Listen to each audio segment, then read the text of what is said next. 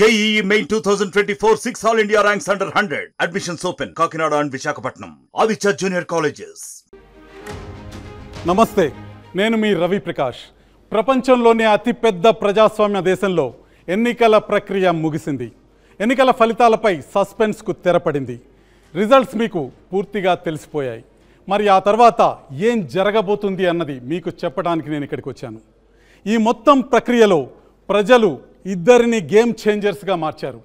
దేశ చరిత్రలోనే తొలిసారిగా ఆంధ్రప్రదేశ్ కింగ్ మేకర్గా మారింది. ఏపీ సపోర్ట్ లేకుండా కేంద్రంలో ప్రభుత్వం ఏర్పడే ఛాన్సే లేదు. ఆ ఇద్దరు గేమ్ చేంజర్స్ చంద్రబాబు నాయుడు, పవన్ కళ్యాణ్. ఈరోజు చంద్రబాబు నాయుడు, పవన్ కళ్యాణ్ దేశ రాజకీయాల్ని, జాతీయ రాజకీయాల్ని ఏ విధంగా మార్చబోతున్నారు, రేపు దేశ రాజకీయాలు ఎలాంటి మలుపు తిరగబోతున్నాయి, ఈ విషయాల గురించి నేను వివరిస్తాను. ఆంధ్రప్రదేశ్లో కూటమి సునామీ సృష్టించింది. ఊహించిన దానికంటే ఎక్కువ సీట్లతో రికార్డు విజయం సాధించింది. తిరుగులేని విక్టరీతో ఏపీలో కింగ్గా మారిన చంద్రబాబు జాతీయ రాజకీయాల్లోనూ కింగ్ మేకర్గా మారబోతున్నారు. ఈసారి 400 సీట్లు పక్కా అంటూ బరిలోకి దిగిన బీజేపీకి భాగస్వామ్య పార్టీలతో కలిపి 289 సీట్లు మాత్రమే వచ్చాయి. 16 ఎంపీ సీట్లతో టీడీపీ ఎన్డీఏలో రెండవ అతిపెద్ద భాగస్వామ్య పార్టీగా ఉంది. ఒక్కసారి మీకు పరిస్థితి వివరిస్తాను. కింగ్గా రంగంలో దిగిన నరేంద్ర మోదీకి మ్యాజిక్ ఫిగర్ 272 సాధ్యం కాలేదు. ఆయన కేవలం 240 సీట్లలో మాత్రమే విజయం సాధించబోతున్నారు. అంటే మిత్రపక్షాలతో కలిపి ఎన్డీఏ 289 సీట్లు సాధించబోతుంది. ఈ బలంతో అధికారంలోకి రాబోతుంది. కాకపోతే రెండు మిత్రపక్షాలు తెలుగుదేశం, జనసేనకు సంబంధించిన 18 సీట్లు 289 సీట్లలో నుంచి తగ్గిస్తే కేవలం 271 సీట్లతోనే ప్రభుత్వం నిలబడాల్సి ఉంటుంది. ఇది మైనారిటీ ప్రభుత్వం అవుతుంది. ప్రభుత్వం పడిపోయే అవకాశం ఉంటుంది. కాబట్టి కింగ్ మేకర్లుగా ఇద్దరు నిలుస్తున్నారు, గేమ్ చేంజర్లుగా ఇద్దరు నిలుస్తున్నారు. చంద్రబాబు నాయుడు, పవన్ కళ్యాణ్. వీరిద్దరూ ఎన్డీఏ నుంచి మద్దతు తొలగించుకుంటే ఎన్డీఏ ప్రభుత్వం కూలిపోయే ప్రమాదం ఉంది. కాబట్టి ఈరోజు గేమ్ చేంజర్స్ చంద్రబాబు నాయుడు, పవన్ కళ్యాణ్.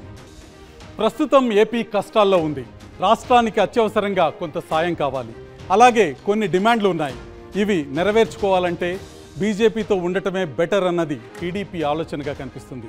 అయితే కొన్ని అంశాల్లో టీడీపీ, బీజేపీ మధ్య విభేదాలు తలెత్తే అవకాశము లేకపోలేదు. అందులో మొట్టమొదటి చెప్పుకోవాల్సింది మైనార్టీ రిజర్వేషన్ల అంశం. ముస్లిం రిజర్వేషన్లకు అనుకూలమని చెప్పింది టీడీపీ, కానీ ఈ రిజర్వేషన్లకు పక్కా వ్యతిరేకం బీజేపీ.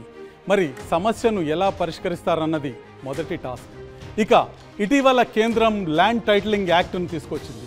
దీన్ని వ్యతిరేకిస్తున్నట్టు టీడీపీ బహిరంగంగానే చెప్పింది. మరి ఈ ల్యాండ్ టైటిలింగ్ యాక్ట్ను ఏపీలో అమలు చేస్తారా లేదా, చేయకపోతే కేంద్రం ఊరుకుంటుందా అన్నది మరో సమస్య. ఈ రెండింటిని టీడీపీ, బీజేపీ ఎలా పరిష్కరించుకుంటాయన్నది ఆసక్తికరమైన అంశం. కేంద్రం ముందు చంద్రబాబు నాయుడు 3 ప్రధానమైన డిమాండ్లను పెట్టబోతున్నారు. అవేంటో ఇప్పుడు చూద్దాం.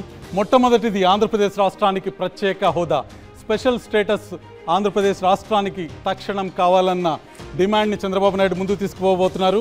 తర్వాత కేంద్ర నిధులు, రాష్ట్రం ఆర్థికంగా వెనుకబడి ఉంది, కేంద్ర నిధులు, కేంద్ర మద్దతు కావాలి ఆర్థికంగా అన్న డిమాండ్ని ముందుకు తీసుకురాబోతున్నారు. మూడవది అమరావతి, గ్రీన్ఫీల్డ్ క్యాపిటల్గా అమరావతి అభివృద్ధి చెందాలంటే కేంద్రం నుంచి పూర్తి స్థాయిలో సహకారం కావాలి. హైదరాబాద్ స్థాయిలో అమరావతి అభివృద్ధి చెందాలంటే కేంద్రం పూర్తిగా నిధులిచ్చి ఆదుకోవాలన్న విషయాన్ని చంద్రబాబు నాయుడు కేంద్రం దృష్టికి తీసుకురాబోతున్నారు. ఎన్డీఏలో ప్రధాన భాగస్వామ్య పక్షమైన బీజేపీ ముందుకు ఈ డిమాండ్ని తీసుకురాబోతున్నారు. ఏ డిమాండ్లని రాష్ట్రం నుంచి చంద్రబాబు నాయుడు, పవన్ కళ్యాణ్ కేంద్రం వైపుకి తీసుకువెళ్తారో ఒకసారి చూద్దాం. ఆంధ్రప్రదేశ్ అడగబోయే మరికొన్ని డిమాండ్లు ఏంటో చూద్దాం. వెనకబడిన జిల్లాలకు ప్రత్యేక ప్యాకేజ్. రాయలసీమ, ఉత్తరాంధ్రలోని ఉమ్మడి 7 జిల్లాలను అభివృద్ధి చేయాల్సిన బాధ్యత కేంద్రంపై ఉంటుంది. విశాఖపట్నం, విజయవాడలో మెట్రో రైలు. ఏపీలో అతిపెద్ద నగరాలైన విశాఖ, విజయవాడల్లో మెట్రో రైలు నిర్మిస్తామని విభజన చట్టంలో హామీ ఇచ్చారు. ఆ ప్రాజెక్టు ఇంకా పట్టాలెక్కలేదు. పలు జాతీయ విద్యా సంస్థల ఏర్పాటు వాగ్దానం. విభజన చట్టంలో జిల్లాకి ఒక జాతీయ స్థాయి విద్యా సంస్థను నిర్మిస్తామని హామీ ఇచ్చారు. ఐఐటీల పేరుతో నామమాత్రపు విద్యా సంస్థలు ప్రారంభించారు, కానీ వాటికి నిధులు మాత్రం ఇవ్వలేదు. దుగరాజపట్నం పోర్టు నిర్మాణం. దుగరాజపట్నం పోర్టుని 8,000 కోట్లతో నిర్మిస్తామని హామీ ఇచ్చారు. ఇప్పటి వరకు పోర్టుకి కావలసిన భూసేకరణే పూర్తి కాలేదు. పోర్టు కట్టి తీరుతామన్న ప్రభుత్వాలకి కేంద్రం నుంచి సాయం కూడా సరిగ్గా అందలేదు.